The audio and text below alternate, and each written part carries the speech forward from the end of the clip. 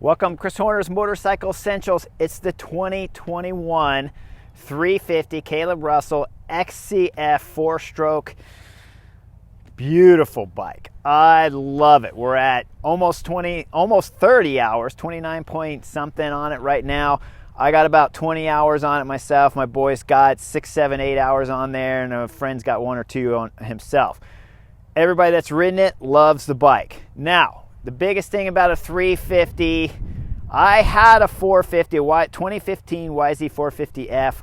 I just didn't like it. It was too much power. If I rode it on a motocross track, I loved it. It was great.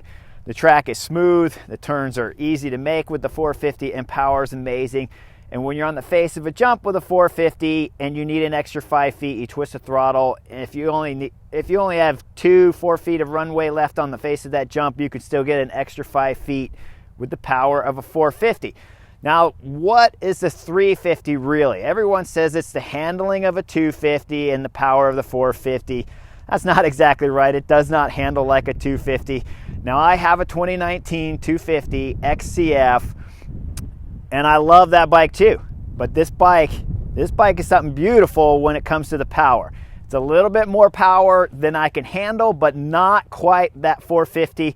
450 has a range of extra power that you'll just never see if you're riding at my level. But a 350 has that fun range. Occasionally you can use the whole power, but for the most part, there's always something else left in the engine. And so you're never going out on a 350 thinking, I need more power at my level. Okay, now remember, everybody's different. So I'm about 155 pounds naked on the scale in the morning, so you got to keep that in mind. If you're a 250-pound guy, I can understand you hop on a 450. There's a big benefit to a bigger guy riding a 450. But at my weight and at my skill level, a 350 is amazing. It handles much better, much lighter than a 450, but still I don't run out of power like I do on my 250. Big differences between the two now. The 250 is going to handle better, going to be easier, and you have more confidence because you're never scared of what the power might do to you when you're twisting the throttle. You have to respect the power of the 350. It is more power than someone my size and my capability can handle almost anywhere. So when you start getting fatigued and tired, you got to remember that you're on a 350, because if you twist the throttle on this 350, that bike's going to go someplace you didn't want it to go, and probably is going to take you with it. So keep that in mind. Overall, I do not regret getting rid of the 450. I absolutely love this 350. The ability to throw it in the corners over a 450 is substantial. I love how it feels, the lightweightness of it over a 450. And I love the power delivery that it gives me and the instant response that it gives me over my 250. Completely different bikes still. All three bikes, I think, are way apart from each other. But I gotta say, everything about this 350 so far at the 30-hour mark, I absolutely love it. And I'm just completely happy that I made this choice to get rid of the 450 and go with the 350. And on the right course, this thing really dominates. Now, let's talk about the differences between a 350 4-stroke and my 300 2-stroke. The main thing is when you get with the 4-stroke, and this even qualifies when you go even talking a 250 4-stroke too.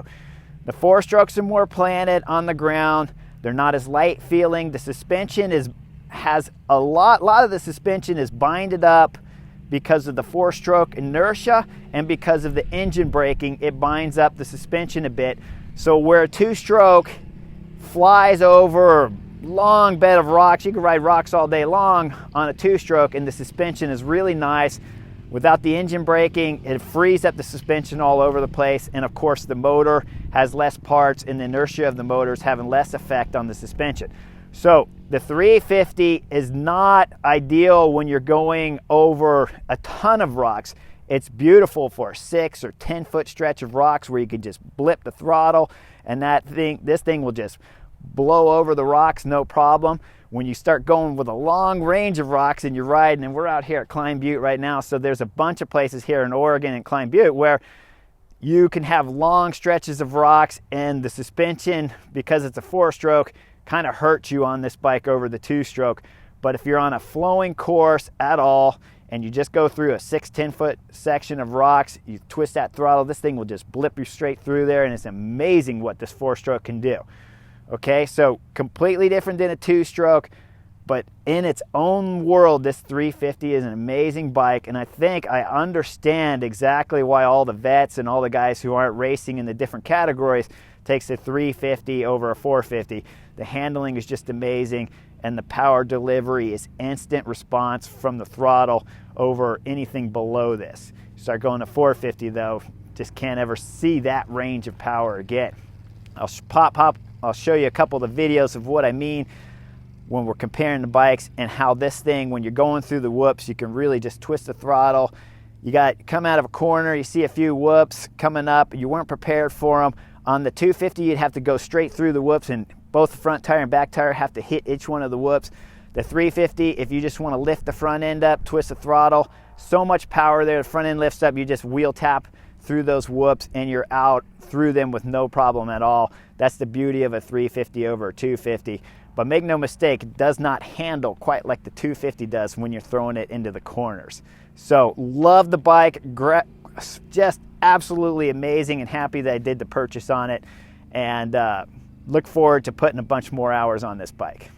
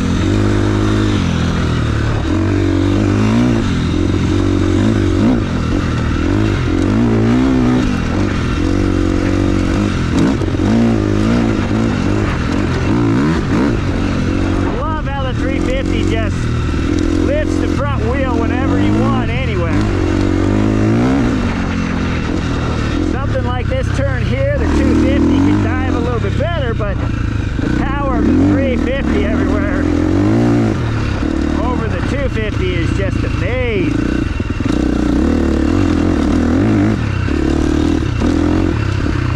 The 350, of course, the suspension is a little stiffer than on the 250, but these WP suspensions, you can exact stuff, you can really dial in for this rock stuff pretty good. And then of course for the big doubles or something, I don't mind doing 50-60 foot doubles on this 350 either. Once I set the suspension up for it, you can really dial in the suspension however you want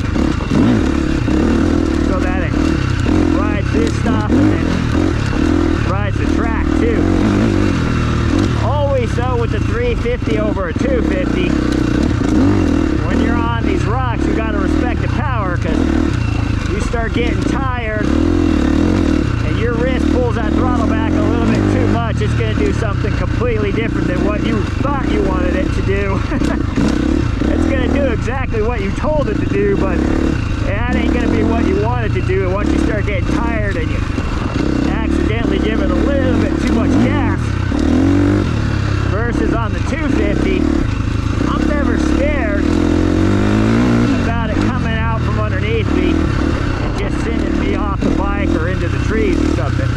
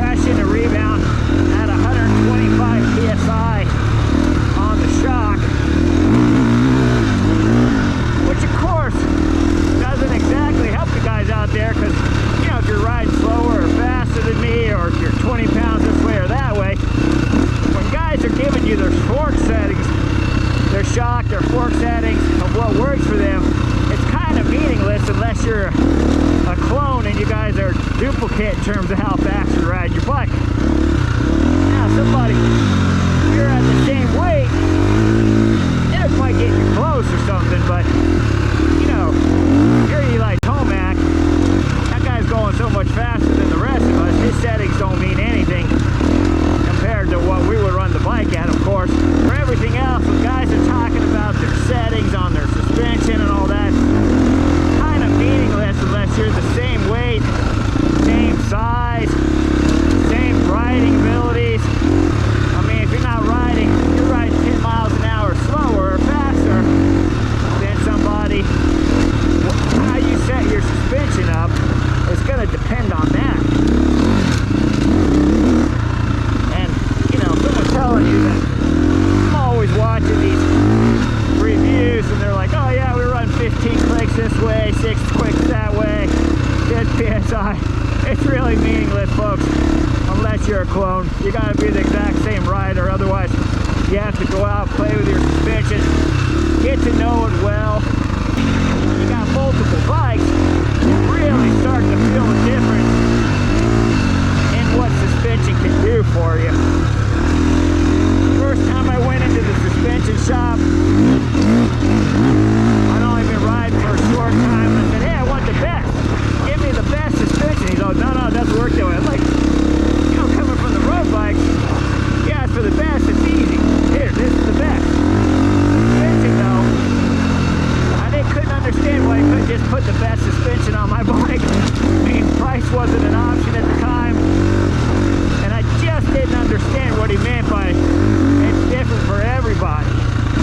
Now, 5, 6 years later, 15 bikes later, thousands of hours on the bike, now I understand suspension a lot better. And even with that much experience, I still don't understand suspension completely. But I know what I wanted to do, I just don't always know how to make it there. So, but suspension definitely is important. Everybody needs to take the time to figure it out, get it dialed. It'll make your riding so much better and so much more enjoyable. So take the time to figure out your suspension for sure. And hey, if you're worried, you just look at your manual and it gives you the base settings. And you go back to the base settings and set it up. There we go. Bam. Boom.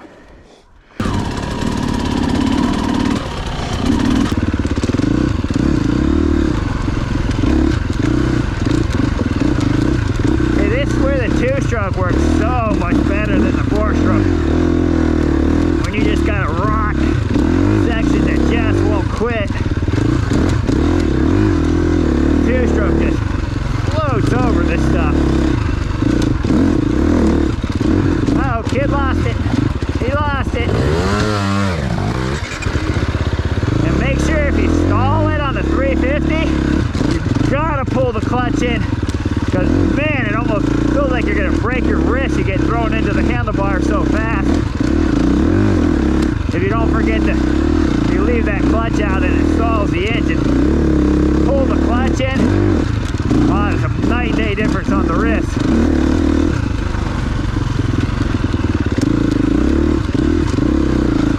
On how hard you get thrown into the handlebars. So you gotta remember,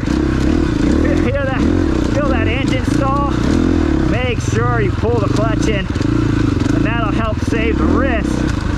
Massive difference on the wrist. You know, with the 250, you stall a 250, no big deal. Sometimes you can even bump start it. This 350, you're not going to bump start it on a slow stall. It'll throw you against the handlebars and just feel like you're going to break your wrist.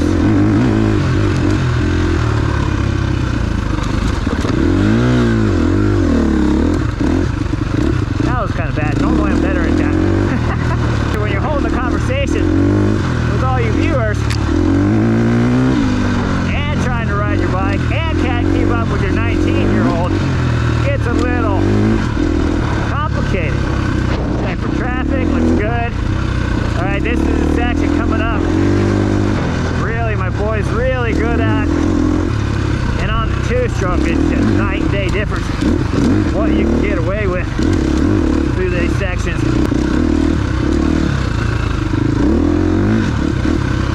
This next section is takes a big flip 2 times in a row.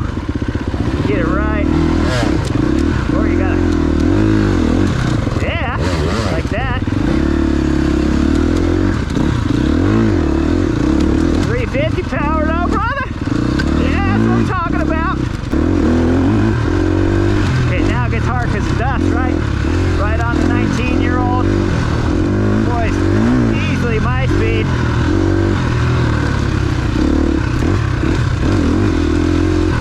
And like all 19-year-olds, man, they just go, go, go, go, go.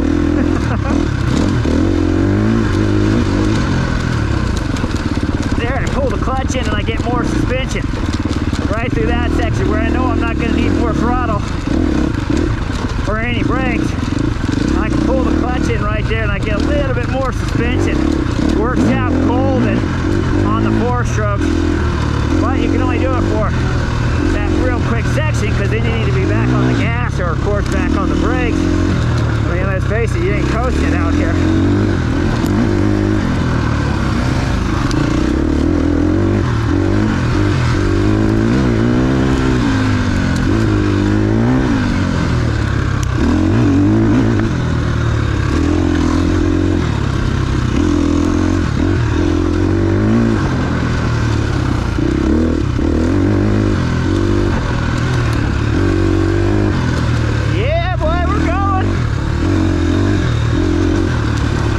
Keeps you younger riding with your 19-year-old, guys.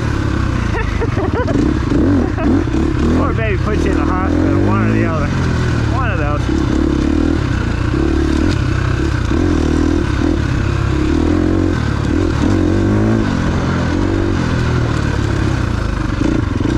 Oh, almost lost the front end.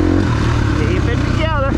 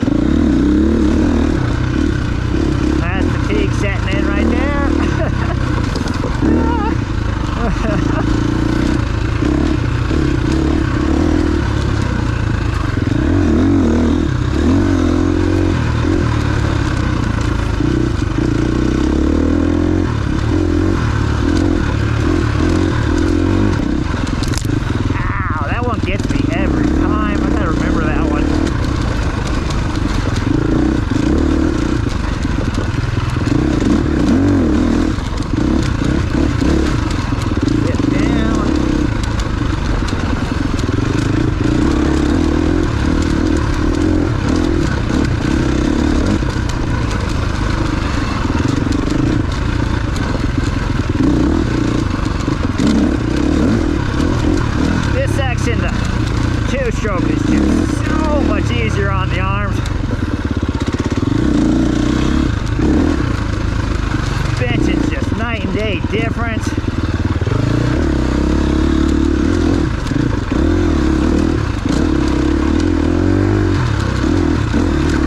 Oh, black foot peg on that one.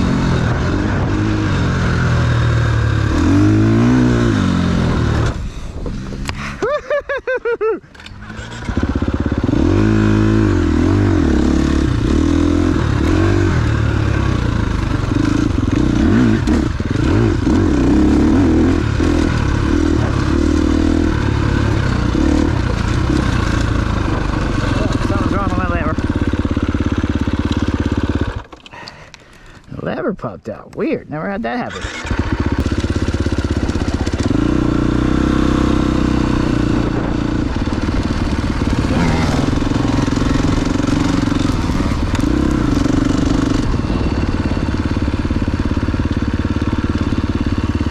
All right, guys, we're officially at 30 hours. 30.9. There it is, official 30.9. So hope you guys like the review, like and subscribe. And like I said, I got a bunch of different bikes, so we'll set up reviews on all of them. And of course, we can't forget the 100-hour review on the TX300. That bike's been an amazing bike, right, Garrett? Oh, it's my favorite. I mean, Garrett's got 80 hours on there. I probably did 20, maybe 15. Yeah, boy's been riding the hell out of that bike, so he loves it. Always picks that one. I like to mix it up, ride the 2 strokes, the 4 strokes.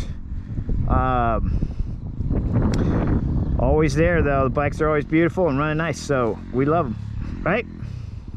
There you go. Got it from the 19-year-old. What 19-year-old doesn't like to ride motorcycles? So there you go. Enjoy, like and subscribe. See you guys next time.